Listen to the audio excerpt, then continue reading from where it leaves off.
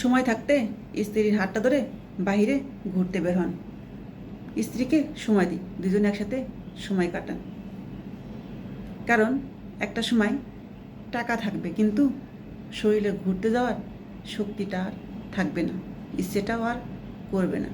কারণ সময়ের সাথে মানুষের পরিবর্তন হয়, তখন সেই জার্নিং আর শরীরে সহ্য হয় না।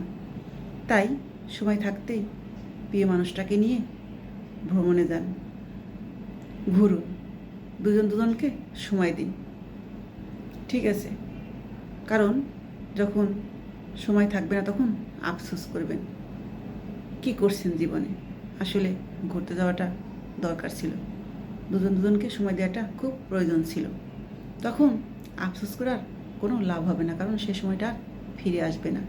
সেই শক্তি, সেই ধৈর্য, সেই জার্নি আপনার শরীরে আর থাকবে না। তাই আফসোস যাতে না হয়, তাই সময় থাকতে প্রিয় মানুষের হাত ধরে ঘুরতে বের হয়ে পড়ুন, দেখবেন জীবনটা কত সুন্দর। আসলে আমরা একঘেয়েমি জীবন যাপন করি, আসলে এটাকে জীবন বলে না।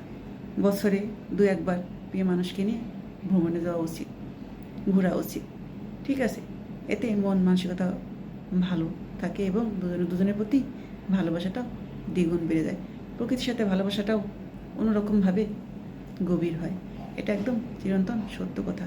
তাই আফসোস যাতে না করতে হয়, সময় থাকতে প্রিয় মানুষকে নিয়ে ঘুরতে বের হয়ে যান। টাকা পয়সা, অর্থ সম্পদ সব থাকবে, কিন্তু শেষ সময় আর আপনি পাবেন না।